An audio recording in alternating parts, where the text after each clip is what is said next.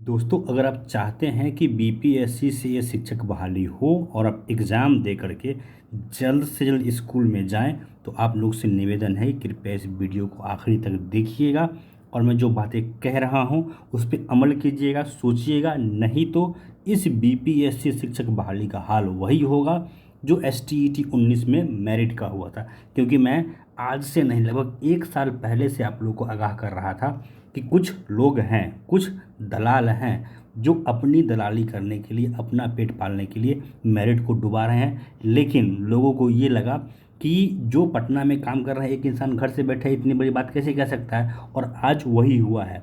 कुछ बेवकूफ़ों के बेवकूफ़ी के कारण, कुछ नासमझों के नासमझी के कारण और कुछ दलालों के दलाली का ही नतीजा है कि आज 30,000 मेरिट वालों को फिर से एग्ज़ाम देना पड़ रहा है। मैंने तभी आगाह किया था कि जो आप लोग गलत काम कर रहे हैं रुक जाइए, नहीं तो इसका अंजाम गलत होगा, और अंजाम आज गलत हो गया है। और आज फिर से दोस्तों दो दलाल हैं, एक है आपका पिग्गी गोयल और दूसरा है सुगर कुमार।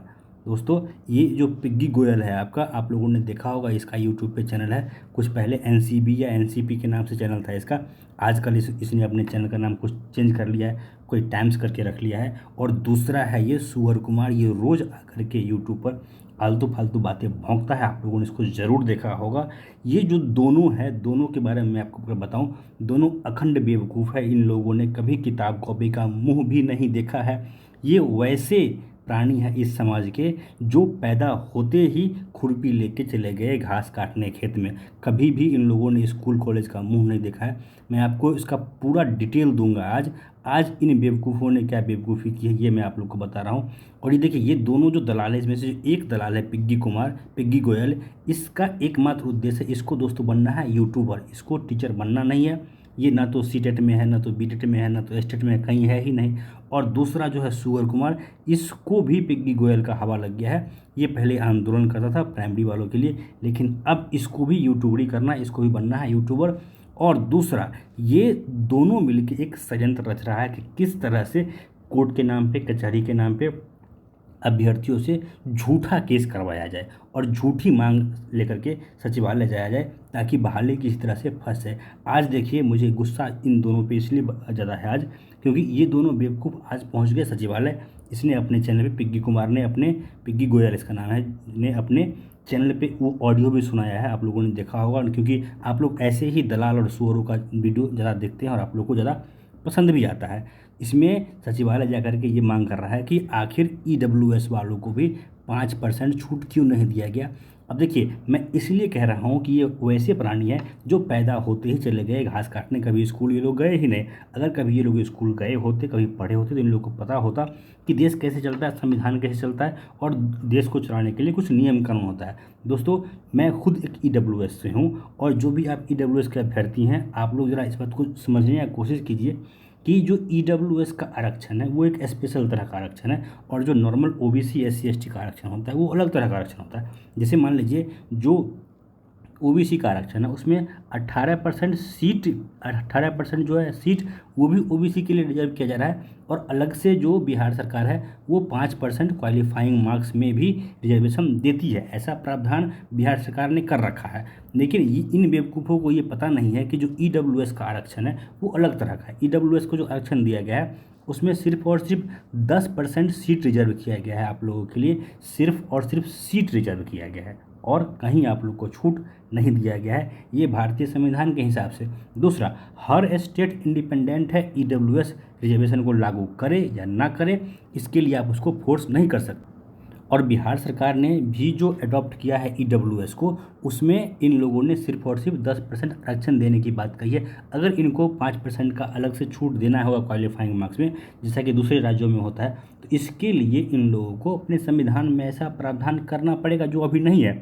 और ऐसी मांग को लेकर आप जा रहे हैं, या फिर ऐसी मांग को लेकर के आप अगर कोर्ट में केस करवा रहे हैं, तो ज़बरदस्ती आप बहाली को फंसवा रहे हैं। अगर मान लीजिए 5% का क्वालिफाइंग मार्क्स में छूट दे देती है सरकार ईडब्ल्यूएस को, तो सीधे तौर पे जो अदर कैटेगरी वाले हैं केस करेंगे, और पट से ये बहाली रुक जाएगा। वहीं पे कोर्ट स्टे लगा देगा कि ये 5% का छूट आपने ईडब्ल्यूएस को कहाँ से दे दिया। अगर 10% का छूट, 10% सीट छूट नहीं कही है, इसको सीट रिजर्व करने की बात अगर संविधान में कहा गया है सेंट्रल गवर्नमेंट की तरफ से, ये इस तरह का कानून अगर बनाया गया है तो वहाँ पे कोई ऐसा नहीं कर सकता कोई राज्य कि हम 9% दे लेंगे, कोई ये नहीं कह सकता कि हमें 11% देंगे। अगर आपको देना है तो 10% ही देना है, अदरवाइज आप ईडब्ल्यूएस के आरक्षण को अपने राज्य में लागू ही नहीं कीजिए। लेकिन क्योंकि फॉरवर्ड का वोट सबको लेना है, फॉरवर्ड का वोट तो लालू जी को भी लेना है, नीतीश जी को भी लेना है, इसीलिए ये लोग जो आंशिक रूप से 10% का छूट जो या छूट कह लीजिए या फिर 10% जो सीट है रिजर्वेशन में, जो टोटल रिक्ति में, वो लोग ईडब्ल्यूएस को देने का काम करते हैं। बाकी और किसी भी तरह का आप अगर देखेंगे तो एज में ईडब्ल्यूएस को कहीं छूट नहीं दिया जाता है। ऐसा ये जो आरक्षण है वो इसी कंडीशन पे दिया ही गया है कि आपको एज में छूट नहीं मिलेगा, फॉर्म भरने का जो प्राइस होगा उसमें छूट नहीं मिलेगा, जो क्वालिफाइंग मार्क्स होगा उसमें छूट नहीं मिलेगा। हाँ, सिर्फ जो सीट होगा, जितनी रिक्तियाँ आएगी, जो रोजगार होगा, उसमें सिर्फ आपको 10% का आरक्षण मिलेगा। लेकिन इस पिग्गी गोयल और सुअर कुमार को ये बातें तब समझ में आती ना जब ये लोग कभी स्कूल गए होते। इन लोगों को सिर्फ और सिर्फ यूट्यूबरी करने से मतलब है और दलाली करने से मतलब है। और यही दोनों बेवकूफ़ है जो अभी से कुछ दिन पहले इस तरह का अफवाह फैला दिया था कि बीटेक वालों को बाहर कर दिया तो फलाना हो गया तो ढिमकाना हो गया।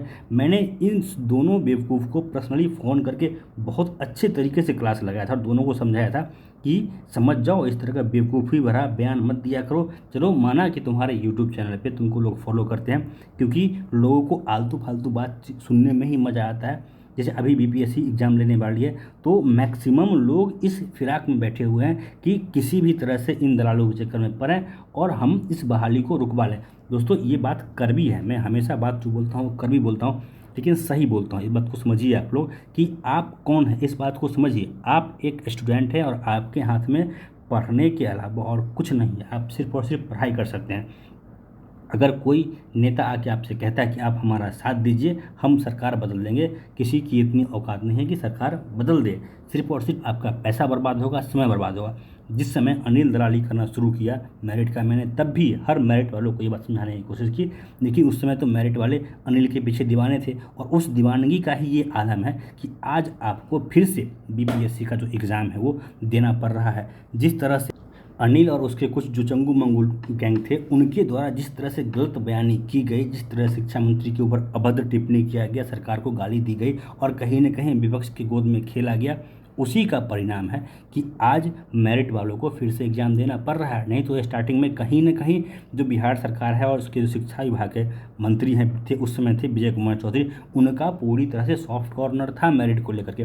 लेकिन इन्हीं पागलों बेवकूफ़ों के बेवकूफ़ी के कारण आज सरकार ने इतना स्ट्रिक्ट एक्शन लिया और झोंक दिया कि जाइए आप भी मेरिट नॉट मेरिट सब जाके एग्ज़ाम दीजिए और सरकार को आप बैठ के गाली देते रहिए। मैंने तब भी आप लोगों को याद दिलाया था कि राहत इंदौरी का एक बहुत ही फेमस शेर है कि अल्लाह को आप बहुत ज़ोर ज़ोर से याद करते हो, अगर अल्लाह ने याद कर लिया तो सोचो क्या होगा। मैंने तब भी कहा था कि आप सरकार को बहुत ज़ोर ज़ोर से गाली दे रहे हो और सरकार ने अगर थोड़ा सा ध्यान दे दिया तो आपकी ज़िंदगी बर्बाद हो जाएगी। और कहीं ना कहीं यही हुआ है, मेरिट वालों का ज़िंदगी बर्बाद हो चुका है। और अब जितने भी बीपीएससी से बहाल होने वाले अभ्यर्थी हैं उनका भी ज़िंदगी बर्बाद करने का जो खेल है ये दो दलाल मिल कर रहा है। और ये दोनों दलाल सिर्फ और सिर्फ अपना पेट पालने के लिए कर रहा है। एक अपना यूट्यूब चैनल चमकाने के लिए कर रहा है और दूसरा है चंदा चोरी करने के लिए कर रहा है। आप लोग ज़रा सोच के देखिए, अभी गर्मी छुट्टी चल रहा है कोर्ट में और ये जो सुअर कुमार है रोज़ यूट्यूब पर बैठ के ये दावा कर रहा है कि हमने केस कर दिया, कभी कहता है कि स्टे लग गया, कभी कहता है कि हमने फलाना कर दिया, कभी कहता है कि मैंने ढिमकाना कर दिया। और इसको अगर आप फ़ोन कीजिए तो बेवकूफ़ डर से आपका फ़ोन नहीं उठाता। सोचिए कितना बड़ा ये दलाल है। बाकी आप लोगों की इच्छा है, मैंने तब भी मेरिट वालों को आगाह किया था, उन लोगों ने बात नहीं मानी, जिसका आज ये हश्र हुआ है कि मेरिट वालों को बीपीएससी का एग्ज़ाम देना पड़ रहा है। और आज मैं फिर से आप लोग को ये आगाह कर रहा हूँ कि इन दो दलालों को जहाँ देखिए जूता मारिए। अगर आप लोगों ने इन दो दलालों को एक चौनी दिया, इन दो दलालों का अगर समर्थन किया तो अपने पैर पे कुल्हाड़ी खुद मारेंगे, अपनी बहाली खुद फंसाएंगे। बाकी इस बारे में आप लोग क्या सोचते हैं, आप लोग का क्या मानना है, मैं जो कह रहा हूँ सही गलत है कमेंट कर सकते हैं, क्योंकि मैं एकमात्र ऐसा चैनल है मेरा जिसमें मैंने आज तक कभी भी कमेंट ऑफ नहीं किया है। धन्यवाद।